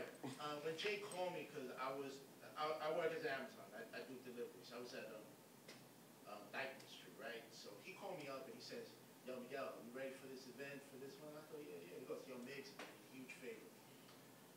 I know you got Selah's new album," and in my mind says, "What? I didn't know Selah has a new album." and it's like, and then so I started catching up. I said, "Oh yeah, you know what? I got it on Spotify. Don't worry, I'll put that on Spotify." Okay. But here's the funny thing was, when I was at the Alfredo's Mofongo restaurant right up on Dauphin Street, when we Word. After I got off the phone with him, I accidentally dropped my phone and I spilled my drink, my passion fruit, which everybody knows as bottle chug, you know, it's one of my favorite drinks. Right. So I picked up my phone, and what happened was I was in the middle of downloading the new Bone Thugs album, New Wave. But then when I grabbed my phone again, it ended up, your album just popped out on the Apple Street, and it just automatically downloaded, just ate up my data. I was like, and I was like, no, I was like, yo, I was like, Jay I was just like, wait, hold up. You just told me about a new album. I didn't even know. Like I said, you know, because like I stayed. It's aggressive ministry, aggressive. Bump a Bone Thugs. We No, just gonna get in. It was supposed to download the Bone Thugs, but it ended up with yours. So I was like, I was at a point where I was like, man, you know what? I'm gonna hear the event, but then something tell me was like, Miguel, give this man a chance, please. So since this is my off the time shit, I was gonna bring the band back to the garage. So I played the entire album from 200th Street, and I was strolling down Broadway, like straight down, going down to West 35th Street. And quite frankly, to be honest, this is one of the most bestest albums you ever did. And I felt that 3 years was worth the wait for you, because I noticed you evolved, like you had that glow again, like this is something like I never heard a say from it. And for me sitting there was like, maybe I should reconsider, because sometimes I have a habit of I don't want to get involved with it, because there's a lot of, like you said, there's a lot of Christian hip hop rappers, some, not all, that when they preach the gospel, when you meet them in person, they're totally the opposite. You know, like every time I want to get out, they always like Al Pacino. Yeah, like in Godfather 3, like, you know, I want to get out, but I get pulled in, you know, like with anger. So I listened to it. It was like the production was phenomenal, and I was surprised when you did a song with Kayla Starks. That blew me away, because this young lady followed me on Facebook, and you know what's funny about her is like, she told me, this happened last month, where she told me I need a DJ for Austin, Texas. So she hit me up, and she thought that I live in Texas. So I'm like, no, I'm not living in Texas. I live in Brooklyn. You know any DJs in San Antonio, Texas? So I introduced to this young lady who hosted U3 Radio, where she does interviews for unsigned artists and Christian rappers. So I linked up with her, and the rest was history. So I'm just want to say to you, it's like, I salute to your new album, you know, and it is very original. Like how you throw line for line, and it's like you never lost a step in every track that I listen to. You never lose a step.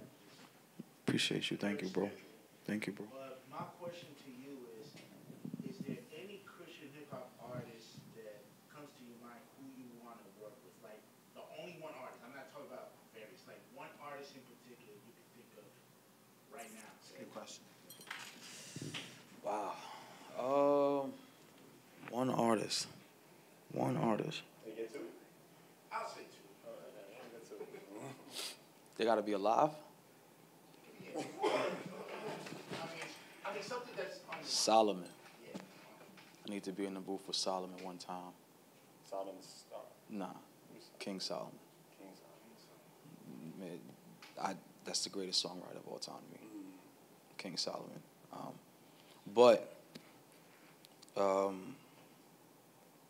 Man, I think I already achieved that dream. I think, to be honest, I think like Seven and Bizzle is some of like,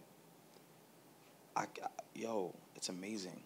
Like these guys make me question, as a New York cat, how dope I might be. Like I'm writing with these dudes and I'm just like, yo, what? And it's constantly happening, like song after song after song. So I've already kind of, accomplished my dream. But there's super dope dudes that I would love to work with. I mean, I worked with Eshawn. You saw what happened there. Yeah. I was 10. Dre, Kayla, good people. I kind of I like the fact that she sang instead of rap. Like a lot of people thought she was just gonna rap. I just want her to do the hook. I did notice that. I thought it was dope. I thought it would like kind of catch people. I love the chemistry that you and Trini have. Trini, that's the homie. Mm-hmm. She's excellent, bro. Great sis. She's definitely gonna be doing a lot of great things. But Swoop. Yeah. Swoop. I wanna rap on the track with Swoop. Yeah. And I think that's gonna happen one day. I think that's gonna happen one day, cause we're not like, you know how you walk in the house, you walk like, I don't know if I hope nobody got locked up in here. But, you know, you walk on the yard and you're like, yo, who the guy? And they're like, yo, the big homie's over there. When I walked into Christian hip hop with Biz, I was like, yo, who the spitter? And everybody was like, yo, Swoop. That's the first name that everybody said. So it's not like I'm not challenging him, but I'd love to like create with him. Like, you know what I'm saying? Just to be in that room and being in that zone. I think we make something crazy, but we'll see what God thinks. I'm sure Wit has a bunch of Swoop stories though. Yeah, I bet he does. I'm sure he does. But I mean, Swoop just dropped something recently too. Yeah. I think that the All the Time joint. All the time, yeah. I like that joint. I like that. The Like ramen ramen noodles. That was hard. Which is fire to me. I love stuff hard. like that, man. Super hard. Well, my last question for you, I thought I had a last question, but wait. Oh, Bronx, you got a question? Sure, go for it. Ladies and gentlemen, the cameraman has a question. Do you plan to do anything? I know you rap is, lane right now you're in, but anything outside of rap? Maybe write a book or write something else. Your lyrics are absolutely. Good question. so deep. You know what I'm saying? Like, God sent you with that question, because he would have got at me for not saying that. Thank you. Debt collection. Debt collection is me giving up lane for pastors' kids all over the world to speak. And I believe God has instructed me to write a book about the life and times of a pastor's child. Because I need people, like, it seems like, I let my mother hit debt collection way before y'all. And I was super scared of her listening to it. And she listened to it and she leaned her head back and she started crying. And I was like, oh man, I made a mistake. I shouldn't have let her hear it. You know what I'm saying? And she was so happy because she was like, I never would have got this out of you if you didn't rap this. Thank you for telling me. You know what I'm saying? Let my father hear. He's crying. He's hugging me. Yo, thank you. A week later, I pull up to my house and a kid rolls up to me and was like, yo, thank you so much. And I'm like, for what? And I know this kid. He's a pastor's kid as well. For what? He's like, yo, my mother's a pastor. He's like, yo, your mom set up a conference for pastors' kids, like a seminar. And she's putting together the staff now. Because I feel like pastors' kids are like a subspecies of Christianity and nobody pays attention to it. Hey. You know what I'm saying? Hey. Like, it's like, yo, you don't know how much pressure it is being that kid. Like, it's tremendous. It's a lot. I'm an introvert. I know how to be quiet because I was trained to do that. Not from my parents, but from my own experiences. If I talk to this member of the church about what I'm mad about, all of a sudden it turns into a whole thing about my parents, how my parents aren't raising me right, or some people treat you badly because they're not feeling what your parents said on a Sunday in a sermon. I knew from that could happen, all the time it happens. So I made debt collection to show people the sacrifices that PKs make, and I'm definitely going to write a book about that, man. Thank you for asking that question. That's a major thing because that's a ministry thing that I really want people to like. Whoever's going to help me with that, I want them to be 100% dedicated to it because I'm 100% dedicated to that. Because PKs all over the world leave the faith because of what they experience in churches. Like cats, you know the reputation pastors' kids have. Oh yeah, you bad, you pastor's kid. You know you do bad things. Why is that though? Why do so many PKs have that reputation for having bad behavior? A lot of them is them lashing out at what's been happening to them that you never know. You know what I'm saying? To go into a place of worship and to feel condemned outside of everything else, off rip, before I open my mouth, I'm already a bad person because my parents are preaching something. You know what I'm saying? That's a horrible thing for an 8-year-old kid to go through. And then a 9, and then 10, and then by the time you're 18, you're like, forget Christianity, I'm out of here. I want to build a home, almost like a rehabilitation zone for pastors' kids, just so they can know that we know you exist and we want to help you through this. You know what I'm saying? And I'm definitely gonna write a book. That's definitely a lane that I'm talking to God about and structuring. But yeah, that's gonna happen. That's definitely gonna happen, man. I think we'd all read that book. I think, possibly. Yeah. I'll take one more question if somebody has one. I think I saw a hand. No? Yeah. Okay. Last one. Good question. The album cover is an ink blot. I don't know if anybody's familiar with an ink blot. There's no set image. You just literally throw ink on a piece of paper, and whoever you're in front of, psychologists use it a lot, whoever they give it to, based on what you see in the picture, determines how you see life. So some people saw a moth, some people saw an angel, you know what I'm saying? It's all about your perspective. What does your perspective tell you the picture looks like? And that's what the album is. It's about perspective. People ask me what I was all the time. I'm like, yo, what do you see? Tell me what you see. Because based on what you see will tell me how you think. My album is an ink blot. It's about my perspectives, my perceptions, what I saw life as initially and then at the end. Because if you remember, my first song is Memoirs, right? That's the first joint. My last song is Amnesia. So, like, this is what I thought it was, and at the end, I no longer think that because I don't remember that. I've left that alone. You know what I'm saying? But you see how my perspective changed throughout the album. So that's what the ink blot is. Like, yo, life isn't always about, you know, what it is and what it isn't. Like, the Bible is black and white. Humanity is very gray. You know what I'm saying? The Bible is, this is what it is, this is what it is. And that gives us our structure in our gray state. Because we're fickle. We like, the Bible is a rock. We're like water, like fluid. Like, we leak over here, leak over there. We mess stuff up over here. The Bible is what gives us a backbone. We're jelly without it. So that jelly is what that ink blot is acknowledgement of like, yo, everything ain't what it always seems. Like, look at it from somebody else's shoes. And that's what that ink blot was about, man. Thank you for asking that question, man. Great question.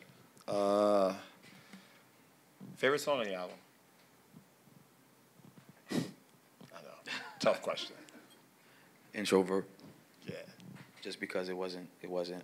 It's fun now, but it wasn't fun in the beginning. But it's really fun to listen to now. Like, I just love listening to it. I love that song, man. I like listening to it. I tell you, me and Armin had the face, like, I love that song. And my last question for you before we close out. Who artistically inspires you now? They don't have to be rappers. Who's somebody who blows you away like you might blow somebody else away artistically? Right now? Yeah. My younger brother. Right now, my younger brother is my hero right now. He just became a district attorney in Westchester. Yeah, I did see that.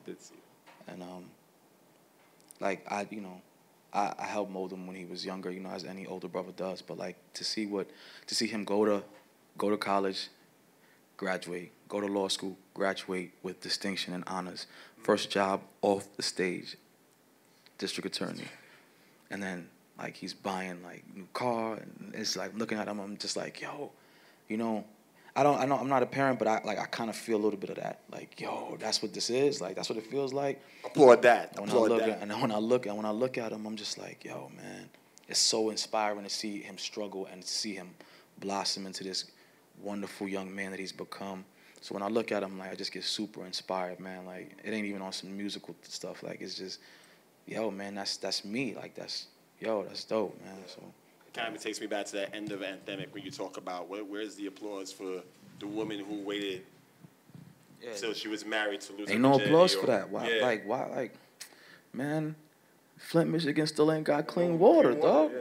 You know what I'm saying? And that's what's like, yo, we caught up in all of this nonsense, but there's stuff that really needs to get taken care of.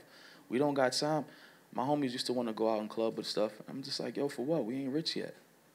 Like, I'm too thought-driven, analytical. So I'm going to be at the bar, on the dance floor, and I'm like dancing, but in my head I'm like, yo, I didn't earn this yet. Like, what am I dancing about? I got to grind tomorrow. Right. What am I partying for? And it would just take all the fun away from it. That's how Anthemic is like, yo, what are y'all wilding about? It's stuff that really needs to be done, man. So, yeah, man. But, yeah, my brother blows me away, man. Shout out to my little brother, man. Straight up. Well, bro, thank you so much. Is there anything that you want people to know about what you got going on in the future? The album's out. Memoirs of a Perfect World is on iTunes, Apple, Spotify, etc., etc. Do we got shows to look forward to? Is there an album release? What yeah, there's gonna be shows. There's gonna be tour. There's gonna be all of that, man. Listen to the album. You know, I buy the album. Yeah, okay, buy the album, but not buy the album for real. But give the album to people. I don't personally care if they don't buy it. Like, if you know somebody can benefit from this album, give it to them. Give it to them. Like, make sure the message gets out about what we do and who we represent. You know what I'm saying? Yeah, buying an album will put more money in our pockets and stuff. Yeah, I'm not gonna like negate that in front with y'all. Like, all right, yeah, it'd be great if you buy it, but if you can't, if so and so you know is never gonna buy it, copy what you have and give it to them. Spread out the message. It's not gonna make me feel any kind of way that somebody listening to Jesus is Lord on my album and they didn't buy it. I'm not gonna care. Like, I want people to know. So get the album, give the album, spread the word, man. That's all, man. Definitely. Ladies and gentlemen, Selah The Corner. God bless you, man. God bless you. God bless you too. Rich, why don't you come up? I don't know if you have anything that you want to end with, say. Yo, Rich Dauphin's a legend. Y'all know that, right? Yes, sir. Y'all know Rich Dauphin's a legend. Like, Rich will be sitting across from me soon. Believe me. As soon as his album is done. Understand. He's another one who takes the sweet time. Rich is a legend, man. Get his situation situated. But yeah, for real. Follow Selah at I Am The Corner on IG. His album is out. Please support that. It's a brilliant piece of work. It's well worth the wait. A lot of times we complain about the state of music. We see the XXL freshman cover and go crazy and think pieces about why this is so wrong, but we never like celebrate or talk about what's right. And what's right is right across from me here, and I think we should celebrate and push that more, especially not because of the artist he is, but what he represents and who he represents. So please support him. Tell a friend to tell a friend to tell a friend about what he's doing musically. And I thank all of you guys for coming out. Please give it up for The Trade for their performance today. Smashed it. Bodies on the floor. Please give it up for New Vision, who smashed and touched the stage. Also give it up for DJ MIGS and the ones and twos, always faithful.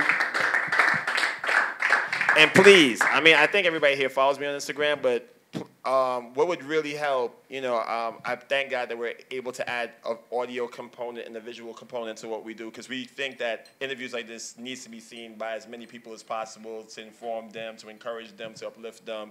But yeah, next time we have a conversation series, definitely spread the word, get the word out, encourage people, artists especially too, to come out, because a lot of times we feel like we know everything as artists and you don't know everything. This is a learning experience. You know? Shout out to Quest, because a lot of y'all men not know this. Me and him go back further than me and Why Not.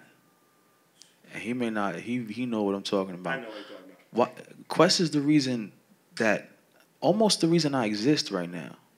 And it's kind of surreal that we here at my first album, because I met Quest a long time ago. My man's had a show in Mount Vernon, and I went there, and it was empty. Empty. Totally empty. And my boy Lenny was hosting, and he knew I rapped. And I got up there, and I rapped my little joint. I didn't expect to. I rapped with something light, because I didn't feel like doing it. And Quest got up and rapped. And then my man was like, yo, y'all two come up here, man. We just went bar for, like, 4 bar for 4 bar in the joint. Almost like a battle, like, you know what I'm saying? And it was cool. It was dope. Yeah. Why Not was DJ in the event. The only reason why me and Why Not linked up was because of what he saw me and Quest do. So, like, in essence, like, if he wasn't there, I wouldn't have met Why Not. There's no hoodie season. There's no GOM. There's no right now. So shout out to you, man. You like... That's a God, man. Like, straight up, bro. You take those chance encounters for granted, but you just never know what you're setting in motion. Yeah, man. That's crazy. It's like being here, it's like, yo, like, you know what I'm saying? Like, everything coming full circle. You like an uncle in my rap career, like, you know what I'm saying? I'll take it. I'll take it. Oh, you got a question? Go ahead, Lee. Can I see y'all go bar for bar right now? Man, I'll lose right now. I can't do it. I'm dumb. It'll come though. We owe each other some music. Yeah, so we do. At some point, we're gonna get it in. But no, for real. Thank y'all for coming out, man. Straight up, man. He's gonna hang out for a little bit. And you said the album. Obviously, the album's out. I think physical. You talked about possible vinyl in the future. Possible. Yeah, we talking about vinyl so if you right like now. Vinyl. So, I like vinyl. So, yeah. Especially with that album cover. Woo. There'll be physical CDs and stuff, but we playing with the vinyl idea right now. I'm trying to make that happen. So y'all just make some praise. Yeah, no doubt. Indeed, man. Thank y'all for coming out, man. And we are out. Peace.